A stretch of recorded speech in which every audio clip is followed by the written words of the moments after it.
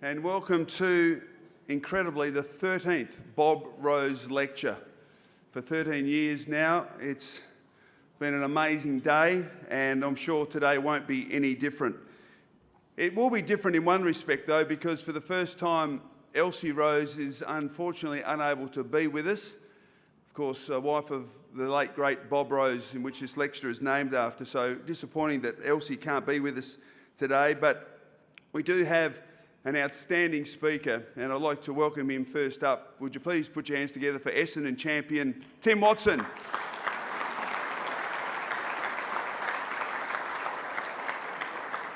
And of course, Channel 7 media personality, and I should take the opportunity at this time to thank the General Manager at Channel 7 Melbourne, Lewis Martin, for his wonderful generosity in arranging for Tim, and also our responder today, and I'd like to welcome him as well, Mr. Peter Mitchell. So thank you to you, Lewis, and welcome, Peter. A couple of other welcomes before we get into the day. I'd like to welcome on behalf of the Collingwood Board, Mark Corder is with us. So Mark, thank you for coming along and welcome. I'd also like to welcome RACV past President and past Chairman, Clive Hall is here. So welcome to you, Clive, and also current Director, Graham Chipp. So welcome to Clive and Graham. And it's great to have the Chairman of Club and Resorts Committee with us, Jeff Cosgriff, and his wife, Anne, as well. So Jeff, welcome, Anne. Welcome to you as well. Ladies and gentlemen, Bob Rose's brother, Kevin, is here, and great to have Kevin and also his daughter, Natalie, with us. So Kevin, thanks again for your great support of this function, and also, congratulations, I'm sure, on behalf of everyone for your Order of Australia medal earlier this year. So, a job well done. And of course, Robert Rose's daughter is here, and it's great to see her here, Sally Caruana. So, Sally, welcome to you. It's great to have you here. I should also welcome past lecturers, Tim Lane and John Harms, with us somewhere in the audience. I haven't seen Tim yet. There's John. Where are you, Tim? Are you? There he is. He's not there. Okay, welcome to Tim. I also understand, and look, we like to think we keep things mostly Collingwood here, but it's great to have champion Richmond Premiership player of 1967 and 69, Michael Green, I understand, is here. Where are you, Michael? Yeah, great to have you here as well. And whilst I've got the Quinella, I'll go for the trifecta. Carlton, West Coast great Chris Judd's meant to be here. Is he here? No, okay, good. Let's move on.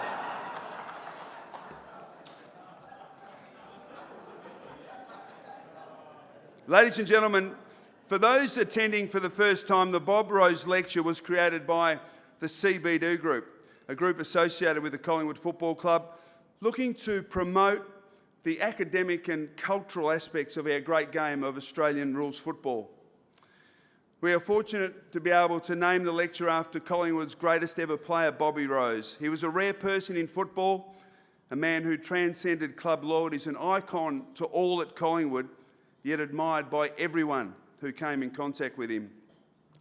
Bob, along with Elsie, devoted their lives to their son Robert, a brilliant young cricketer and footballer who became a quadriplegic after a car accident in 1974. Rob passed away in 1999. The Robert Rose Foundation has and was subsequently established to commemorate the life and achievements of Robert and to raise awareness of the problems faced by people living with spinal cord injuries and to provide support to those who need assistance, particularly psychological and emotional support. Before we go any further and to talk more about the Robert Rose Foundation, I'd like to welcome forward Foundation Trustee and also, as I mentioned earlier, Director of the RACV Club. It's great to have him here, Mr. Graham Chipp. Would you please welcome him to the stage?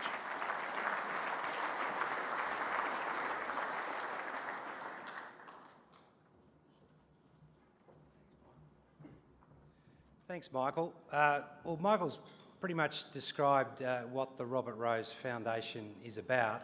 It's been 36 years since Robert had that tragic accident, and I thought, when I was asked to come on to the foundation by Peter Rose, the thing that was very clear, and I think is very clear to all of us on the trust that work for this foundation, is the story around that immediate shock that happens to people when they are living normal lives, mobile lives, as we all do, and then through freaks of accidents and other unhappy circumstances, that's taken away from them in terms of mobility.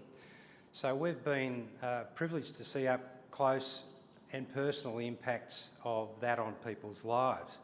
I should ask, if I could, there's a number of my fellow trustees in the room. If you could just put your hands up, please, so you can see them around on those tables. I would encourage you all to, if you're interested, to make yourself known. The Trust does all it can to raise money to deploy back to people in need. It's really been inspired by, obviously, Elsie and Bob's story with Robert and the way in which the family got behind Robert. Peter's wonderful book, The Rose Boys, puts that into words that, for those who haven't read, should read. But the absolute critical nature of family and supporting people who are hit with this tragedy was very clear. And when you look at the system does not necessarily support the family very well in this. So we, in our small way, provide grants to people who have this challenge in their lives to help them get on with their lives, and a lot of it's also to provide support to the family. So you'll notice on your tables there are these envelopes which give you a little bit more background about the foundation, and if you could dip into your hard-earned wallets and make some contribution, I can assure you that that will go to very, very needy and worthwhile people who would appreciate that support. And it's amazing how much a small amount of support can go a very, very long way. So thank you for all turning up today, and enjoy the afternoon, and we're really looking forward to hearing you speak, Tim. Thanks. Cheers. Thank you, Graham. I should also welcome everyone on table 7 today. They actually got the day confused. They're turning up tomorrow, so unfortunately. And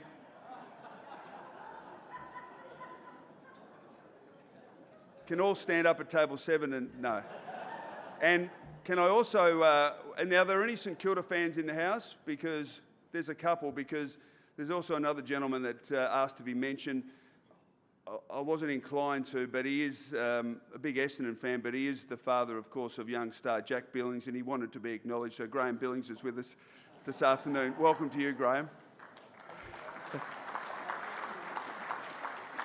Ladies and gentlemen, lunch will be served, and then we'll be back with our lecturer for the Bob Rose Lecture, Tim Watson. Thank you. In 1977, from a tiny town situated 334 kilometres northwest of Melbourne, with a population of little more than 1,600 people, emerged a VFL-AFL superstar. The town was Dimboola, and the superstar was Tim Watson, who incredibly made his VFL debut at just 15 years of age, the third youngest in the history of the game. Remarkably, it wasn't just one game as a 15-year-old then disappear off the scene. He played 16 games in his debut year and was an integral part of the new wave, the renaissance of the Essendon Football Club. Inevitably, the Bombers made the grand final in 1983, only to be beaten by Hawthorn, 83 points. But revenge was sweet. In 1984, Tim led the Bombers to a memorable premiership. They kicked 9-6 in the final quarter to beat Hawthorn. It was an unbelievable victory, and he should have won the Norm Smith medal that day. In 1985, they barely had to show up to smash Hawthorn. And in 1990, they did show up, but they just weren't good enough.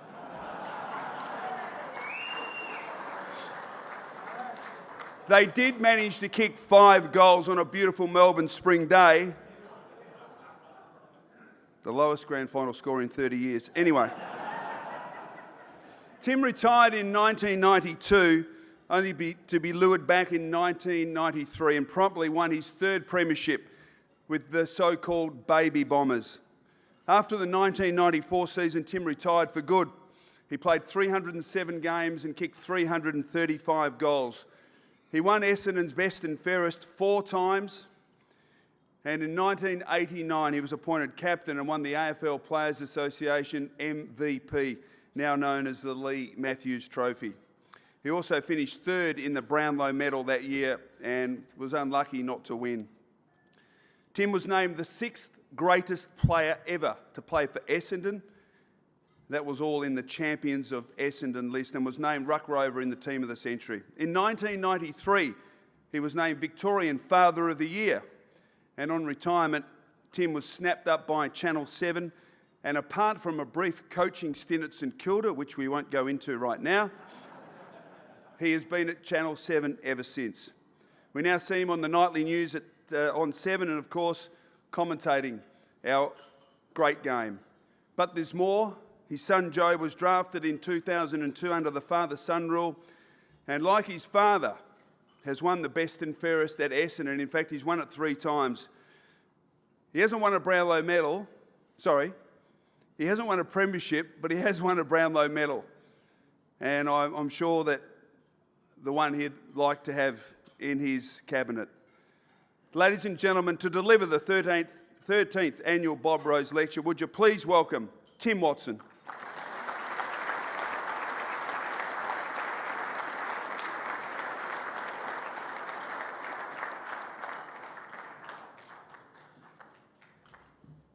Thank you, Michael. I didn't understand that a roast was actually part of the introduction today, but I accept all those kind things that you've had to say. I must begin by saying that when I was invited to speak today, I actually thought that I'd been invited along here today as a belated thank you for allowing Collingwood to win the 1990. It took a lot of convincing to get all the players to lay down that day, but I know there'd been a lot of stress and anxiety and disappointment over the years for Collingwood fans, so I was only too pleased to be able to do that on your behalf. Now, this is a lecture. I've been reliably informed, and I'm feeling a little bit like Shane Warne because I don't know, there's lots of Shane Warne that I don't feel anything like, but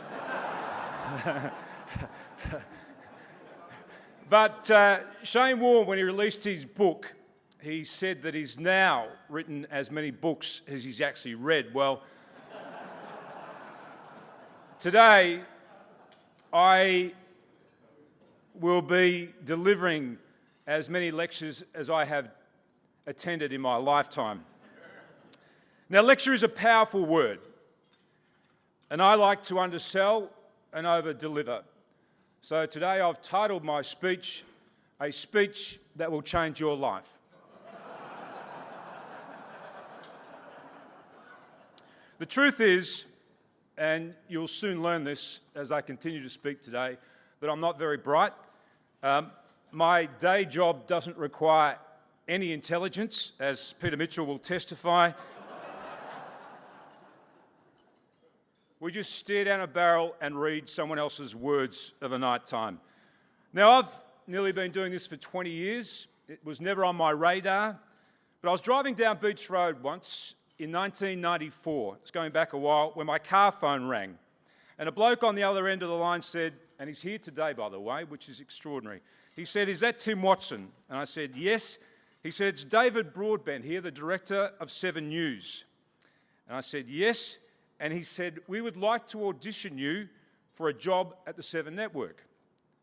What we'd like to do is we'd like to meet you at the Travelodge Hotel in St Kilda Road in South Melbourne on Wednesday at 11 a.m.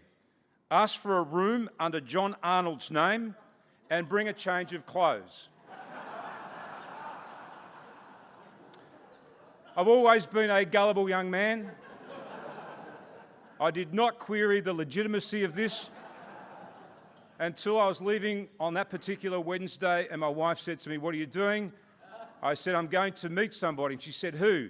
And I said, I don't know, a bloke by the name of John Arnold. It's at the Travelodge Motel.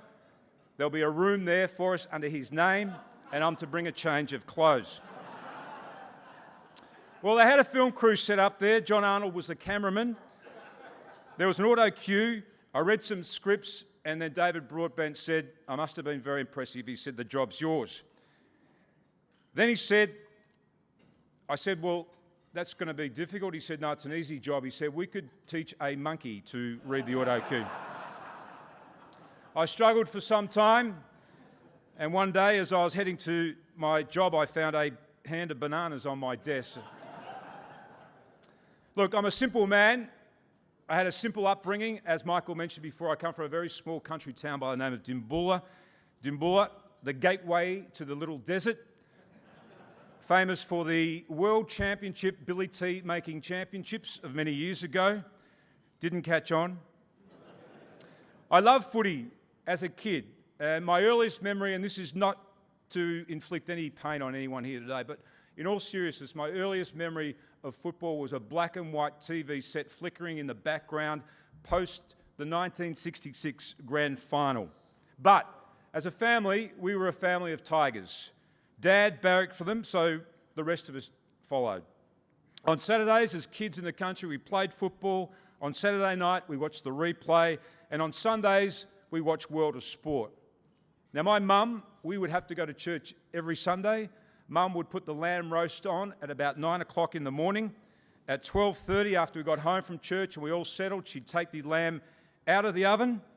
It had the absolute bag cooked out of it. And then she'd have the temerity to say, would you like a well-done piece or a little bit of the rare stuff? As a kid, I only came to Melbourne a couple of times. I remember coming down once with the whole family. Dad drove us down to watch Richmond play against Carlton at the MCG. It was a massive game.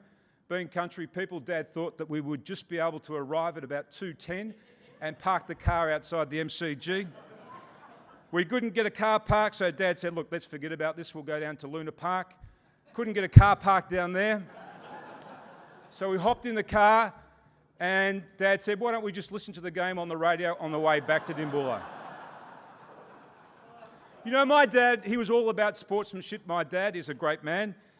He said the most important things when you play sport are to look your opponent in the eye, shake their hands, and stay within the rules. He occasionally slipped up, though. He smashed more rackets on the tennis court at Dimbulla than anyone in the history of the game up there in the Wimmera. My older brother was playing in the senior football for Dimbulla one day at Jeparit. Jeparit and Dimbulla were bitter rivals. We lived about 20 miles apart, and the kids from Jeparit would come to Dimbulla for school. I was sitting in the car with Dad, as we always did, watching the game, listening to Richmond play St Kilda on the radio. It was on the ABC. There was no demister in our car in those days, so every now and then the front window would fog up and would wipe it clear with our forearms. A big blue broke out at centre half forward at Jeparit this day. Dad leapt out of his seat, opened the car door in one action. He leapt over the fence. I could see him running through the fog, striding out to the blue. He gets right into the middle of the action. He rolls a bloke over. He rolls him back. Then he continues to stride across the other side of the Jeparit Oval. 15 minutes later, he returns eating a pie. And I said to him, Dad, what were you doing? He said, look, I thought that Loxley Hoffman, who used to play for Jeparit at centre half forward, a beast of a man he was, he said, I thought he belted your brother. I got there, I rolled the bloke over. It wasn't Mark. He said, I'm halfway to the pie shop. He said, I thought I'd get myself something to eat before I came back. You know, my dad, he's probably not unlike a lot of people's father in this room. He's an old-fashioned bloke. You know, I could go missing for 10 years. And if Dad, by chance, answered the phone and he hadn't heard from me for 10 years, I can tell you what his first reaction would be. Hang on a minute, I'll get your mum.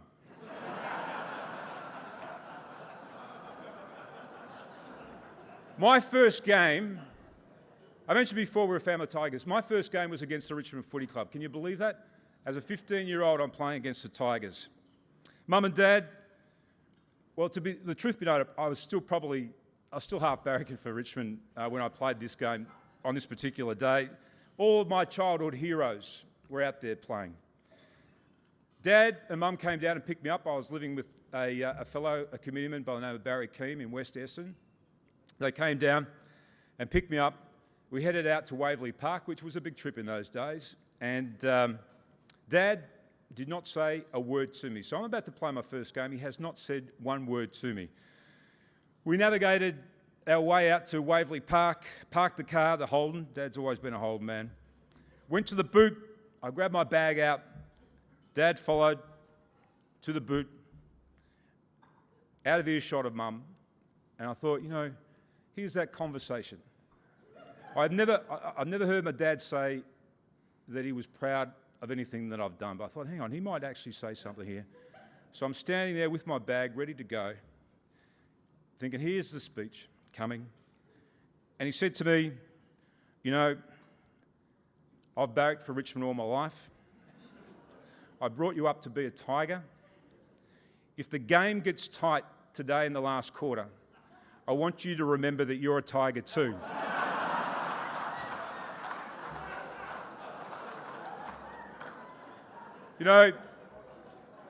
The game was a draw. It's a true story. The game was a draw. I hopped back in the car after the game, and Dad had a big smile on his face. He said that was the perfect result. It's kind of funny when you hear players of the modern era question their enjoyment levels, and we know the world has changed and we don't always think for the better. Brendan, it's interesting when you hear the modern day player talk. I heard Brendan Goddard say last week something about the conditions of the MCG, how sometimes the ground shifts. I can remember going back out onto the ground at Windy Hill one day after half time, and we had to stop play for 3 minutes because we found 3 little kids that had played in the mini league at half time in the mud.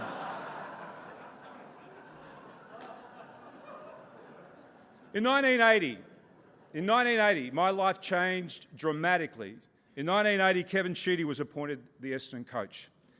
Now, I can guarantee the modern day player, and 50% of them apparently don't enjoy the football, I can guarantee them enjoyment was not on his mind when he was appointed the Essendon Football Club coach. That pre-season, 80 into 81, was the most brutal training that any of us had participated in. I remember him saying at one stage that no man has ever died on the training track, to which somebody replied, yes, but you've only been here a week.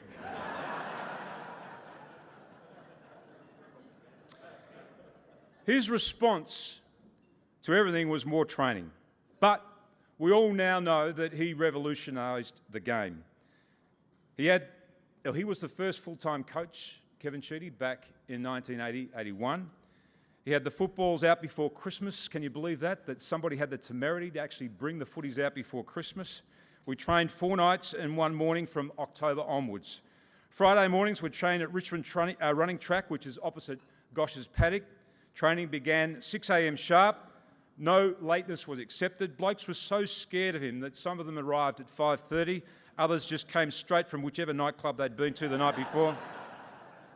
No one would get out of their car until 6 a.m. This was funny. No one would hop out of their car. Everybody would be half asleep still in the car. He'd walk up and down the street banging on car doors, waking blokes up. He was a drill sergeant. He was excited. He was boisterous. He was upbeat. He was a leader. He was a great leader, Kevin Sheedy. We'd train, and he always promised us this, that we'd train between 6 a.m. and 7 a.m. Now, we all had to go to work because we had jobs in those days. We weren't allowed to wear watches when we trained, so we could see the Nilex clock from where we were. And he cottoned onto that too after a while, so he always made sure that when we ran in the opposite direction to the Nilex clock. He had a thing about time. He couldn't keep it at all. He just lost track of time, and he still does. Every training session would go on and on and on. The same thing happened at Windy Hill when we trained there, and there used to be a clock on the shower stand there, which was at one end of the ground, behind one of the goals at one end of the ground. And when the blokes started to complain about the fact that we were training so long, we came out one night and he'd had the property steward put a cover over the clock so nobody could actually see what the time was. You know, Sheeds has described his own coaching career as 8 hours of happiness. That's his 4 flags, the 8 hours of happiness. I'd like to say that I found some happiness during my coaching career. I found it 2 years of misery, and I should have turned around on day one and left the St Kilda Football Club, because I thought, you know, one of the things I do when I arrive, and you arrive with a head full of new ideas, and I thought that one of the things I do is I just say to the players that were assembled before me, not unlike the crowd here assembled before me today, hanging on my every word. I grabbed hold of a brand new footy at TW Sharon, and I held it up. And I said, boys, forget everything you've ever learnt before. This is a TW Sharon football. And Spider Everett put his hand up the back, and he said, listen, coach, can you just slow down a bit? You're going too quick. You know, this whole question of fun and enjoyment is a curious one. I played when we had true balance in our lives, I believe, and even if our focus was on footy, we worked during the day. Nearly all of us had full-time jobs, and you know, some other blokes were lucky enough to get a job at a sponsor. The club sponsor had a blanket factory, and you know, they might spend most of the day curled up having a sleep, but they were still at work, and they were still nice and fresh when they got to training. My first real job, I left school after year 11. I didn't complete my full term at school. I got a job as a plumbing apprentice, and I've got to say that all I really knew after 3 years of being a plumbing apprentice was where all the radio stations were on the boss's van, because he wouldn't let me work. He'd been told by the club that I needed to be fresh and ready to train on the weekends. You know, I used to feel sorry for him looking out the window as he went up and down the ladder, the poor old bugger. We used to train at the end of a working day. You know, it was a tough life. It was a hard life, but no one really earned enough money in those days from their football not to work. We had our families, we had our work, and we had our football. I think it gave us all a great perspective on life. You fronted up in the workplace, win, lose, or draw, and you cop whatever came your way. We were out there every day conversing with people, and I think it gave us true balance. There wasn't the same level of scrutiny, but there was nowhere to hide in those days either. We had a lot of fun in and around the game, and players took more than their fair share of liberties from time to time. The Essendon side of 1984-85, premiership years as well, we could have represented Australia in the Olympics for beer swilling, and we would have won a gold medal. You know, Vander was a great character. Paul van der Haar was one of the great players of that era. And I often talk about Vander. He doesn't like me talking about him, but I often talk about him. Sheeds, bless his heart, having heard that Vander was heading out on a Friday night and not getting home sometimes until early or late the next morning, decided that he should invite him around on a Friday night before a game. Vander thought it was a drinking session with the coach and turned up with a slab on his shoulders. You know, I picked Vander up in 1989. I picked Vander up for the prelim final at Waverley between Essendon and Geelong. Now, prelim final, it's a reasonably important game. I thought he might have been ready at 12:30, which was the designated time for me to pick him up. I got there to his place in Mont Albert, and I couldn't raise him. I was throwing yonnies at his window upstairs, nothing. Then all of a sudden a head pops out from the upstairs window. You know, his hair's all over the place. I said, mate, I'm here to pick you up. We've got to get to the footy. We've got to play a prelim final today against Geelong. It's a big game, Vander. We win this one, we're in the grand final. Nothing. He said, listen, can you go downstairs and make me breakfast? So I made him some eggs, some bacon, some toast while he had a shower, got himself ready. He's got his bag. He made a cup of tea, and he balanced that on his lap. I said, we haven't got time for you to eat it here. He balanced that on his lap, and we headed to Waverley. We got to Wellington Road, and you know, when the traffic used to merge there at Wellington Road, there'd be all sorts of trouble there, and you'd finally have to sort of inch your way in there, and finally somebody would stop and let you in, and the traffic really stopped to a standstill almost. And Vander, sitting there, and he's just about polished off his eggs and bacon. He's having his cup of tea still, and he's looking around the car. And I said, "What are you looking for?" And he said, "Have you got a lighter?" And I said, "No, I don't have a lighter in the car." He said, "Oh, shit." He said, "What sort of a car is this?" And I said, "What do you want a lighter for?" He said, "Look, I always have a cigarette with my cup of tea." So he said, "Hang on here, stop. So what he'd seen, he's actually seen an Essendon scarf hanging out the window of a car. So he's hopped out of my car, he's banged on the door of this car, and next minute I see him leaning into the window and he's lighting his cigarette. That's what I had to contend with around that period of time. That was a different type of bloke who used to play football back in 1989. Sheeds, as I mentioned before, was an impossibly brutal taskmaster, and I didn't realise that he had any compassion at all in him until 1993. And we're on an end-of-season trip in New Orleans, and it was late, and most of the team had been in this particular bar, and it was getting really late. I looked around, and there was only Kevin and I left, and they started to flick the lights on and off, which meant that probably we should head off as well.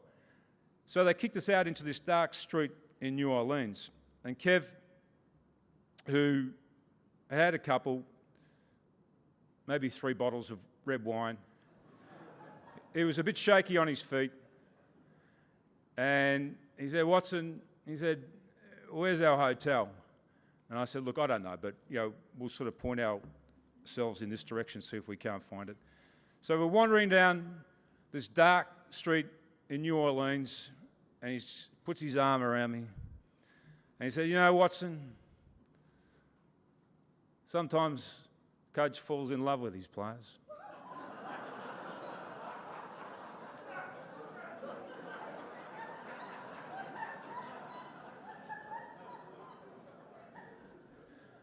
I've never sobered up so quickly in my life.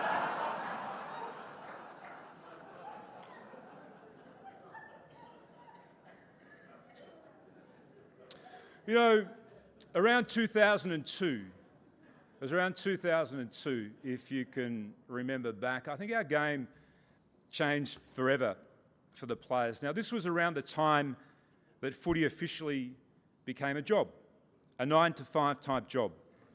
The game exploded around that time. Full-time players, full-time coaching staff. This was, as we were told, and as it played out, to be professionalism on a world scale as far as elite sport was concerned. Coaches now had at their disposal players for great periods of time to get them fitter, quicker, stronger, and to impart more knowledge than ever before. Now, a game that had stood so still, I think, or relatively still, was now bursting at the seams. Coaches, they were looking at other sports in a more curious way than ever before. They were borrowing from all these other games. They had time to study it, and they had a coaching panel to help them study. So they started looking at water polo and basketball and soccer and lacrosse and the strategies that were employed in those particular sports. And they started to work out that, okay, all those sports have one thing in common, and that is that they defend with more people than they attack with. And you always keep these players back so that you have this defensive wall.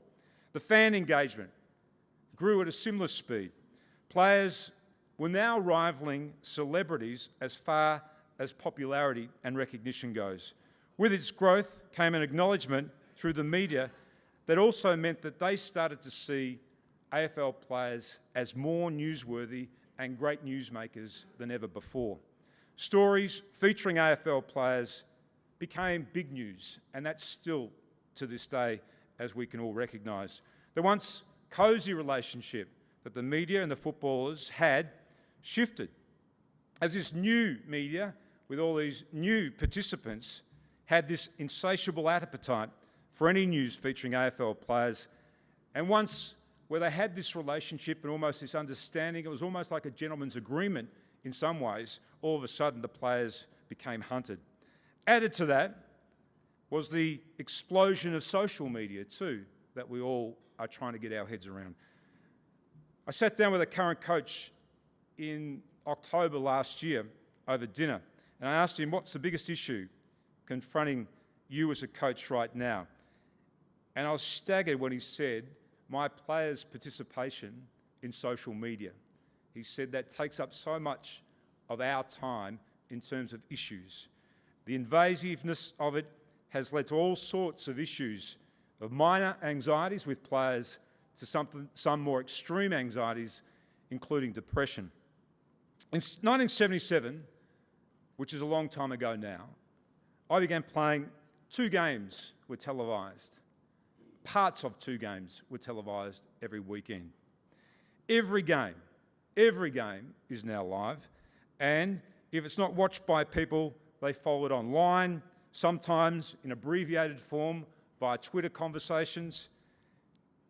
And there's not a corner in the world that you can actually venture to now where you probably can't access AFL football in some form.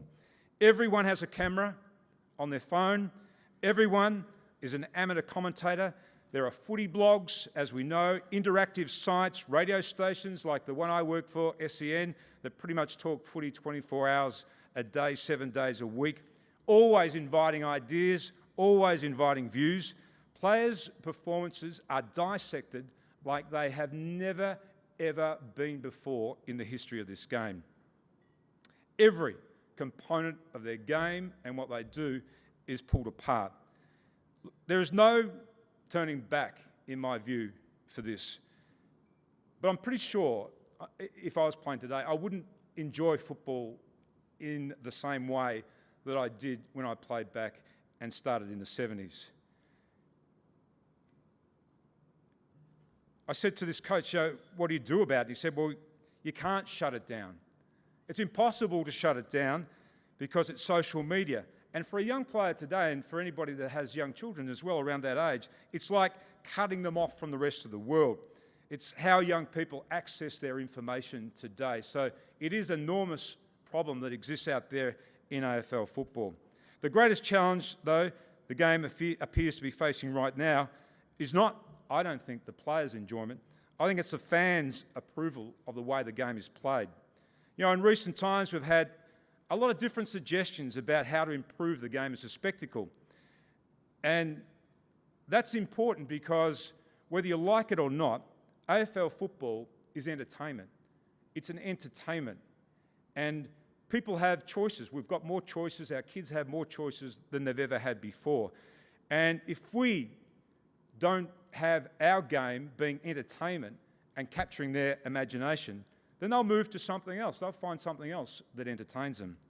Now, the suggestions that we've had about how we can improve this game are many and varied. About rotational minimisation, to Lee Matthews, your 1990 Premiership coach's shot clock idea last week, which clearly demonstrates to me that Lee, who lives up there in Brisbane, doesn't wear a hat when he goes out in the sun. But our game, whatever you think about the game and whatever you think the solution might be, in my view, the aesthetics of the game sit firmly in the hands of the coaches. They direct the play, they orchestrate the movement. These blokes, as I mentioned before, they've never been smarter or more in tune with strategies and tactics. They pore over them relentlessly. They bunker themselves down from game to game. That's all they do, that's all they see, that's all they play with.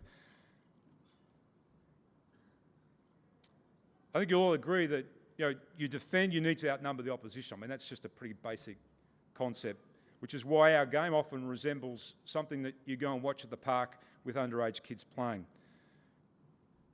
So it's one thing to tell people what the problem is, it's another to obviously have a solution. Now, this is a very, very extreme solution. I'm going to begin by saying that. But when we went down this whole track of being full-time professionals, and the reason was it was supposed to make the game better. I'm not convinced that it's made the game better. So my solution is this, and I'm not sure that it's going to get much support. But let's wind the clock back. Let's unscramble the omelette. Let's go back to playing football part-time. Let's make it compulsory for players to have jobs. I'm sure this would solve a lot of the welfare problems that clubs are confronted with day in, day out. Train 3 nights a week. You can't start pre-season until November. What about each club plays each other once? So we have 17 game season, and we reactivate the State of Origin season or series to fill in the fixture. You know, the NFL, the American Football League, has 32 teams and they have 16 home and away games for the year. They think less is best. I know the broadcast rights shrink, which is probably a great thing for the Channel 7 network, not having to pay as much, but the game should be less expensive to put on as well. You know, players often say, you hear them saying, oh, the season's too long, you know, we're too tired, give us another break during the year. We don't want one bye, we want 2 byes. I mean, the point I make is, for all this professionalism, have we really, in all honesty, have we created a better game? I know we've got greater athletes playing the game. They're fitter than they've ever been before. They've got less fat on them than I've ever seen AFL athletes ever have and carry before. But have we made it a better game? Are we more engaged with football today than what we've been in the past? How many times do you see somebody running down the field now? One of the great features of our game. I can still recall Michael Long doing this time and time again.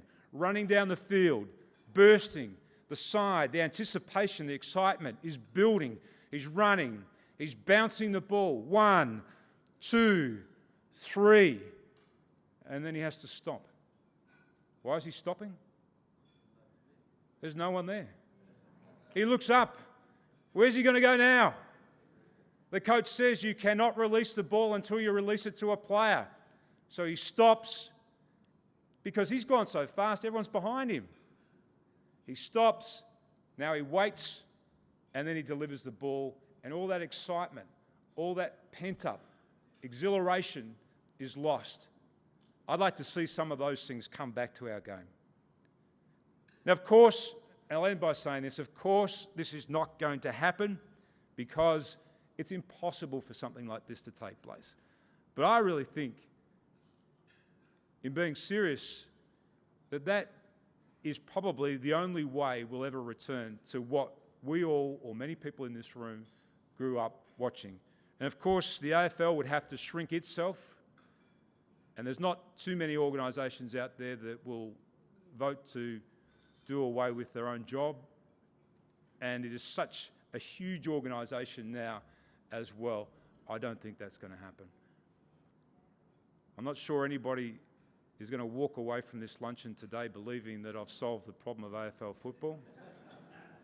But I truly believe, you know, having looked at all the different ideas that have been floated and discussed and speculated about, that I really believe that if we really want that type of football that we grew up with, then that is probably the only way that we can achieve it. Thank you.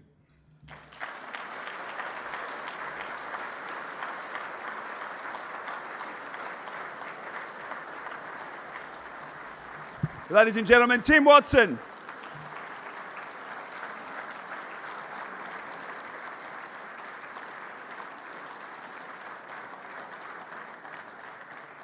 Thank you, Tim. Truly outstanding.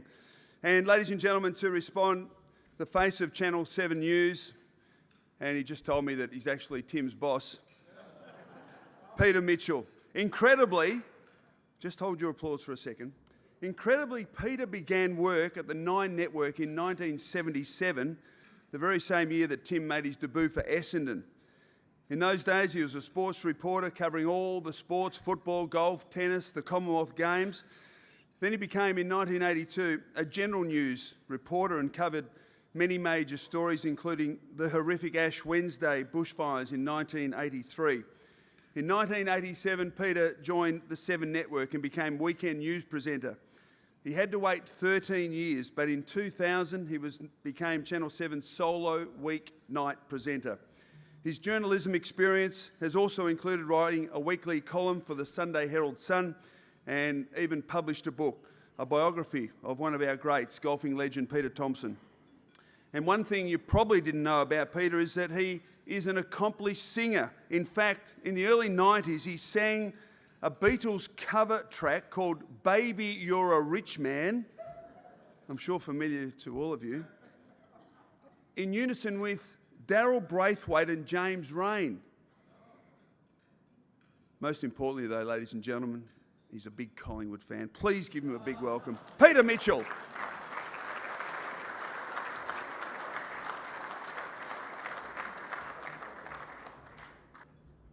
Thanks, Michael. And that single is available on YouTube, ladies and gentlemen. James Rain sings the questions and I sing the answers, but it was a bit of fun at the time. May I start by saying it's a great honour and privilege for me to be invited to respond to my friend and colleague Tim Watson, who has just delivered the 13th Bob Rose Lecture, but it didn't change my life. This annual event is a wonderful initiative that combines the academic and cultural aspect of football while paying tribute to a man who became famous as a Collingwood footballer and coach, but who also showed as much dignity and honour as a husband, father and Victorian. And I'd also like to extend my best wishes to the Rose family today, to Peter and Kevin and all the relatives here on today's occasion. Yes, it was 35 years ago when I first met Tim Watson. As a young TV sports reporter, I was sent out to Windy Hill with a camera crew to interview the young star who'd just been picked to play State of Origin football for Victoria at the age of 18. We were taken over to a corner of the crowded dressing room before training, and I must say I didn't get the chance to probe too deeply into Tim's reaction to getting the chance to wear the big V for the first time. And we do forget just how big an honour that was at the time to wear the big V for Victoria. State of Origin is still a winner, I agree with you there, Tim. But his teammates clearly didn't want this young whippersnapper getting ahead of himself. So as soon as the cameraman switched on his portable light, we were showered with anything that wasn't nailed down. Rolled up tape, paper cups, toilet rolls. Now, they wouldn't do this at Collingwood, I thought. And that's how we first met. That day in the sheds, Tim was softly spoken, even shy. He let his footy do the talking back then. He won Essendon's Best and Fairest that year at the age of 18. Chris O mentioned Tim made his debut at 15, the game's third youngest debutant ever, a famous debut against Richmond out at Waverley, and now that we know what your dad said to you, it's even more famous. And then, of course, the next day, Tim had his first glimpse of the mayhem of World of Sport. 15-year-old Tim was shown around by Bobby Davis, who then conducted the interview before Lou Richards came in with the Tosca bag, the Patra orange juice and the Hutton's gold nugget ham. That wasn't all Tim departed with. He left with 2 lungs full of secondary cigarette smoke from a poorly ventilated Studio One. Many megalitres of water have passed under the bridge since then. And at this current juncture, Tim and I are both grandfathers now. And we find ourselves sitting alongside each other as we are welcomed into people's lounge rooms of an evening. And that's something we never ever take for granted, even though a monkey can do it. I jumped at the opportunity of responding to Tim's Bob Rose lecture today because I know him a whole lot better now than I did that day at Windy Hill. As you can tell, he's a stand-up comic, ladies and gentlemen, let's be honest. I knew this was going to be good, and I knew it was going to be funny, and it was. Did Sheeds and you ever find that hotel in New Orleans? That's a question I've been asking myself. He's very much a country boy, managing to get by living in the big smoke. He actually always gets his copy of the Weekly Times. It's a true story. He still does it. And I suppose when he calls his dad, he says, hang on, I'll just get your mother. But he has a wonderful sense of humour, Tim, as we discovered today. He comes into the news studio in the commercial break before the last break of news. One night we had a story about the actress Gwyneth Paltrow consciously uncoupling with her husband Chris Martin, the lead singer of Coldplay. They were splitting up. That's what consciously uncoupling means. As he often does, Tim started chatting to himself during the story. "Oh, that's sad," he said. "I wonder what'll happen to little Apple." Gwyneth and Chris have 2 children named Apple and Moses. "She might end up with Granny Smith," he said. None of this ever gets to air, by the way. There's a great deal of humour in Tim. It's how he rolls. He loved it when Peter McKenna, my hero, said one day as a TV commentator, "If you put Michael Moncrief's head on that bloke's shoulders, he'd look just like Michael Moncrief." Like me, Tim is a huge fan of malapropisms, the mistaken use of a word in place of a similar sounding one. For one reason or another, they appear many, many times in the world of sport. Rugby player Kurtley Beale, "Them flick passes aren't really in our abattoir." North Melbourne coach Brad Scott, who was a recent speaker here at the RACV club. "Oh, he'd crawl over broken coals to get out there." David Parkin on ABC Radio said you'd hope that not all Essendon players have been tarnished with the same brush. Warwick Capper once said that he should be abducted into the Hall of Fame. That's the only way he'd get in there, by the way. A baseball coach caught up in the excitement of a close game. Well, that was a real cliff dweller. And former Essendon star Mark McVeigh said on Tim's station SEN in praise of former Pennant Hills teammate Lenny Hayes that he had a photogenic memory. If Gower hadn't stopped that, it would have decapitated his hand. And just for Tim's sake, being an old Richmond supporter, I'll throw in a few Jack Dyer-isms. I won't say anything in case I say something. Bartlett's older than he's ever been before. I sounded Bruce McAvaney-esque with that one, but things aren't the same now. There are 5 teams in the 4.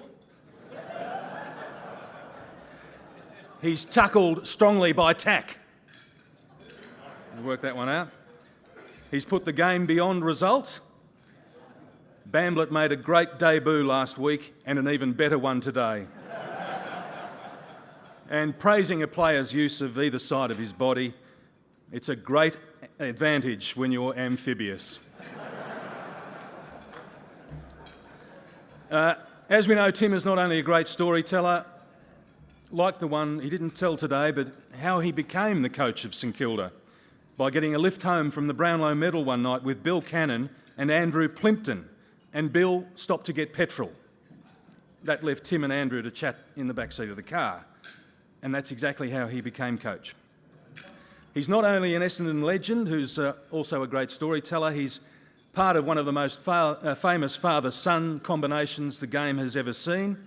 And Tim, you staggeringly did not mention Job at all, but this is also a staggering fact. Since 1967, there has always been a Fletcher or a Watson on Essendon's list. Tim played with Ken Fletcher, then with Ken's son Dustin, who then played with Tim's son Job. A Fletcher and a Watson on Essendon's list for 48 years, which is extraordinary.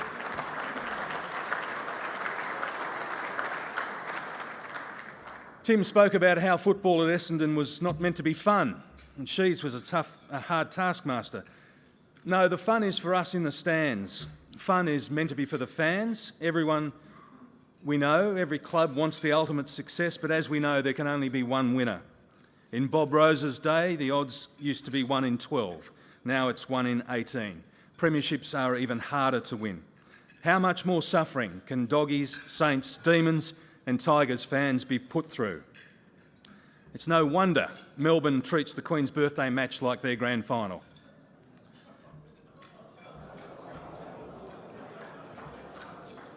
As you said, Tim, social media, very interesting to hear that that's a big problem for coaches these days, social media with the players. I know Jeff Kennett says there are no such thing as problems, only solutions, but as you said, we do have issues with our great game. The game that brought Bob Rose from Naya West to the city and the same game that brought Tim Watson all the way from Dimboola. Without even going down the equalisation road, can I please bring up the way the game is adjudicated? Tim talked about players screaming down the wing with no one to kick it to. Please don't get me wrong. I know that without umpires, we don't have a game. Bagging umpires drastically affects the numbers, and the trickle-down means those in charge of the lower leagues are very inexperienced, prone to make mistakes, and even inflame the situation further with some of the fans watching down in those lower leagues. But how good would the matchday experience be for a spectator if you knew that every game of AFL football was going to be umpired in the same manner? Of course, not every match is the same. There are different weather conditions. Games are umpired differently. We tried 4 umpires last weekend in the Q Clash. Were mistakes still made? Yes, they were.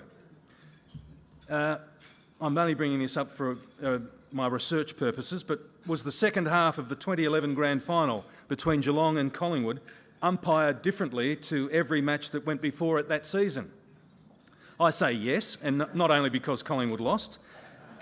The umpires are simply not prepared to be responsible for a howler, so they put the whistle away, not unlike the Thursday night in slippery conditions back in round 15 when Collingwood played Port at the Adelaide Oval.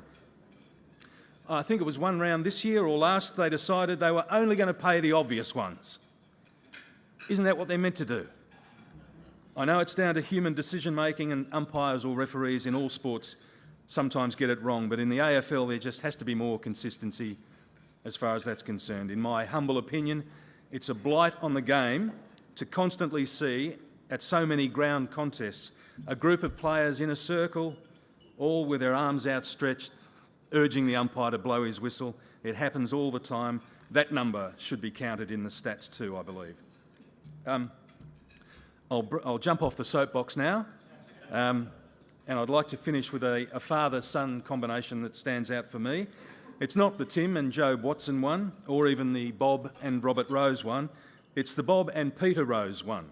And I had this role a couple of years ago of responding to the 11th Bob Rose lecture given by Port Adelaide chairman David Koch on how he was able to turn around the ailing club in 2013. He might be digging out that speech for another look, given their current slide. But I took away something very special from the lecture that day, and as a gift, I was given a copy of Peter Rose's book, Rose Boys. It won the National Biography Award in 2003. That's quite a while ago. People knew it was good back then. And you may say, come in Eric Pearce with the late news, but as a book lover, I wondered why it had never come across my radar. But I'm so glad it was in that bag. It is, quite simply, Peter, one of the most remarkable books I've ever read. All Victorians of my vintage grew up with the story of Robert Rose, the son of a gun, the sporting prodigy who was cut down in his prime and left a quadriplegic by a car accident on Valentine's Day in 1974. But that story through your eyes, told with such heart and passion and honesty and intelligence, how it changed your family and those around you forever, and how your parents maintained such a dignified exterior under the most heart-rending circumstances, how you poured it all out there on page after page that I couldn't stop reading. Peter Rose was not a gifted cricketer or a talented footballer, but has just as strong a father-son connection as any in the realm of Australian sport. Thank you, Tim, for your Bob Rose lecture today, and thank you, ladies and gentlemen.